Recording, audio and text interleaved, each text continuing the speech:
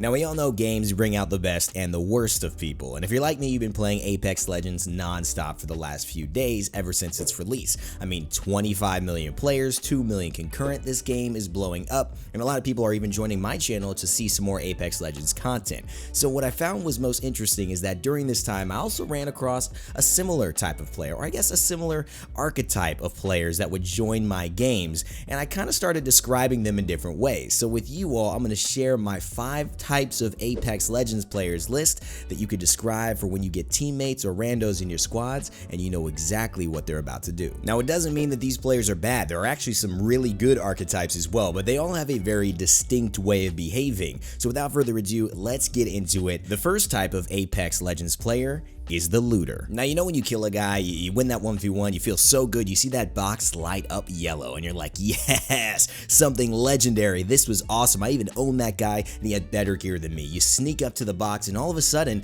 it's purple when you get there, and you say, why is that? It's because the homie behind you on your teammate who had nothing to do with that fight came up, swooped the gear, and then made off on his way. My friends, you have just been introduced to the looter. This person has no care about what you want. It's all about them. They need that loot, and there is nothing that will get in their way. Nothing. The funny thing about the looter is they're not even upset that they are doing this. It's like they look at you and they're like, what do you mean, bro? I just took the loot. That's what it is. There's no sense of justice, no sense of, oh, you killed this person, therefore you're entitled to first pick of their loot, otherwise they would have killed all of us. No.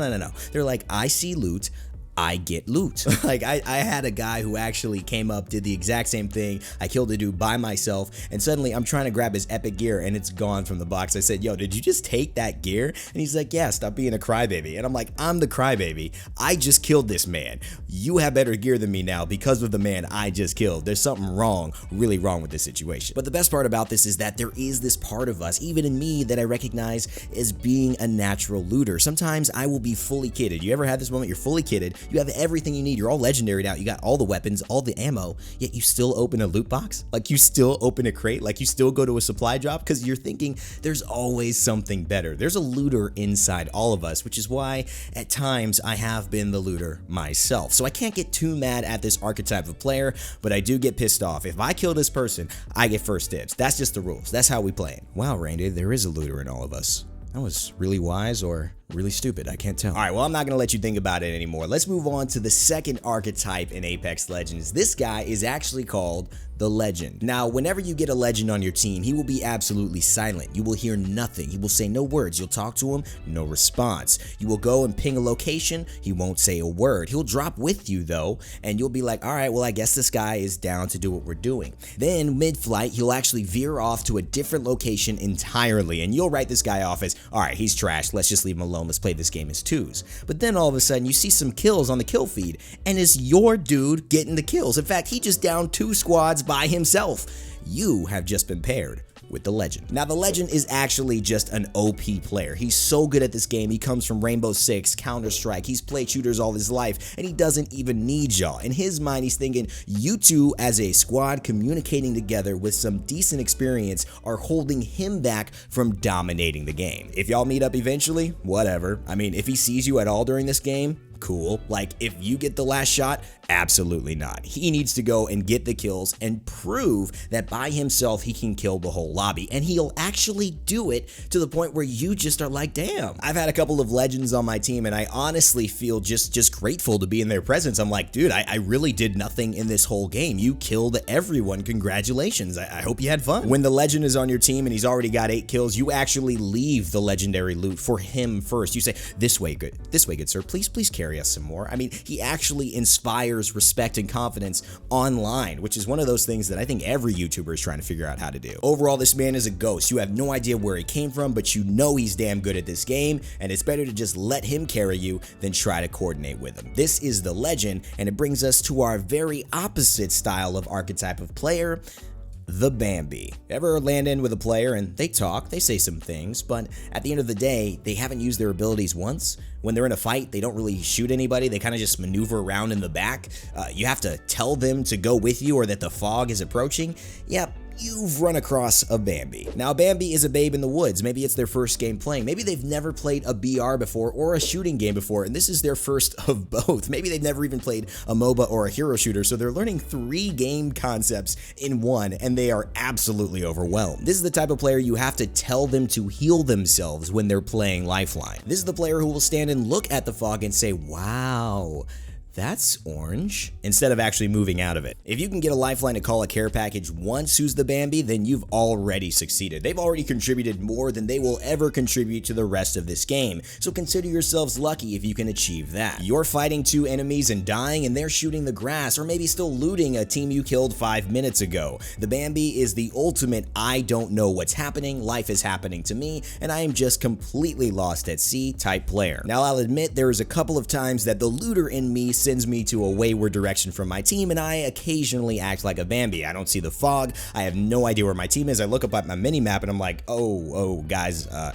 gonna be a little late to this fight. You may be playing with a Bambi if you realize that this person doesn't know how to type, doesn't know how to use their mic, and certainly doesn't even know how to drop items, because that desperate shield that you need is in their inventory, but they just can't figure out how to give it to you. Mozambique? Sounds like a great gun, I'll pick it up. Shoot, another Mozambique? This must be my lucky game. The Bambi doesn't inspire a lot of confidence, and you may have to bring out your inner legend if you're gonna win a game with a Bambi on your squad. Moving on to the 4th type of Apex Legends player, the homeowner. Now, the homeowner has a lot of similarities to the Bambi, but they know how to play the game. No, they know how to revive you. They know how to join the fight outside. They're just not going to. It's a lot safer inside where they are. I mean, you can't blame them. The flat screen TVs, the AC and bridges, I mean, there's a lot going for them if they just stay put. This is the player that when you're fighting 2v3 and you realize that after all the struggles, the 30 seconds of maneuvering and Bangalore running through smoke and Pathfinder grappling and ziplining to near safety, that you get downed.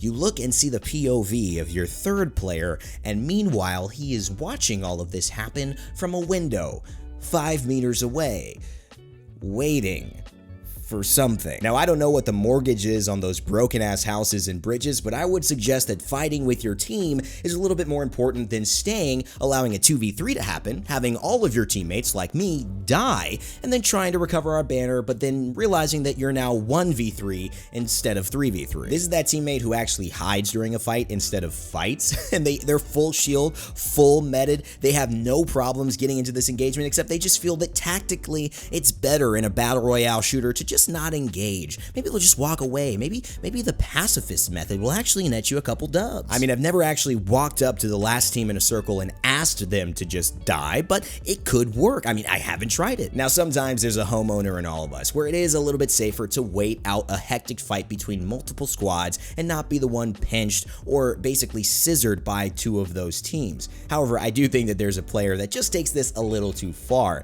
and they don't realize that fighting 3v3 is a lot better chances than 2 of your teammates dying and having to go recover their banners against 3 active and now better geared players that will most certainly kill you the second you step outside. Now, the homeowner's a very swingable thing. If I have a legend on my team and he acts like a homeowner, so he didn't stay in that fight, but I know he's got the skills to then 1v3 or pick off those people who are now looting our corpses, I can get down with that. But if this brother's never shot anybody the entire game, if he's never contributed to anything, been acting like a Bambi, then he acts like a homeowner, then I'm not with it. That's the type of game where I won't even wait for him to respawn me. I'll just leave the match right there and try to get another Q. Now, we've already covered 4 types of Apex Legends players, and again, if you are getting some ideas, if you're having some thoughts I'm not mentioning, go ahead and leave those in the comments section below, and maybe we'll make a part 2 to this video. But now, of course, on to the last type of Apex Legends player for this video, the last hitter, or the guy who gets no damage and all the kills. Yeah, you get that W, right? You're feeling good about you and your team. Everyone contributed. I mean, you got 1, 2, maybe 3 kills, but you felt like you really carried in these fights. You have mastered teamwork. Shoot, you're about to go put on a leadership seminar. Like, here's how you work together with your players and all contribute an equal amount. And then you look at the post-game screen and your jaw drops to the floor. Because the kill leader on your squad ain't do nothing. He's got 100 damage and 20 kills. First off, how's that even possible, by the way? You can't even kill 20 20 people by only doing 100 damage, but somehow he has defied the odds. He has gone against the laws of nature such as gravity and done the impossible. At this point, you didn't even understand the term kill stealing. You just thought it was something like CS, KS, you didn't really get it. You just let that be an internet term for people who are way too upset for absolutely no reason in your games. But now it's starting to dawn on you. You're starting to understand the implications, the power of the kill steal. This man has mastered the ability to show up late to a fight, contribute absolutely nothing, and get credit for the kill. Of course, that means everyone feels indebted to him somehow, so they let him get some loot. He feels like he's doing the thing. Heck, he's got kill leader on your team, so he must be doing something, but no, it's all a fake. It's a sham. This man has not done a thing for you and your squad. This is the guy who's eating a sandwich. Maybe he's on the phone with his girlfriend. Maybe he's handling some work on his side monitor, and all of a sudden he sees a fight's going down, shows up, and with a peacekeeper says, hey,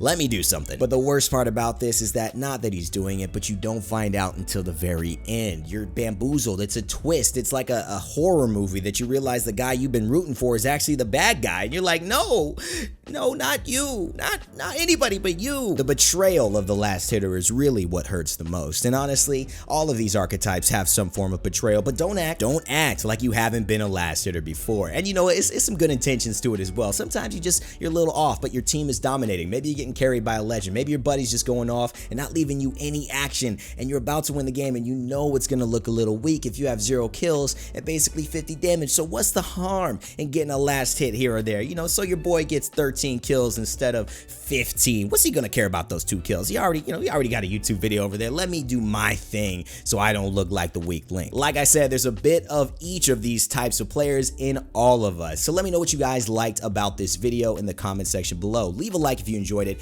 and remember to subscribe to stay tuned for more content like this at Rain Day Gaming. I'm also interested in doing a part 2 if people really enjoy this one, so let me know. If I miss a type or an archetype that you run across very consistently in your games, go ahead and hit me up with a comment about that. This is destined to be a very funny comment section, so I'm looking forward to seeing what you guys have to say. Again, thanks so much for everybody stopping by and staying for the channel's content here for Apex Legends and everything I do here at Rain Day Gaming. Much appreciated, much love. We're closing in on that 200K faster than I would have expected, so let's keep it going. As always, friends, remember to never give up, never stop gaming, and I will see you all next time.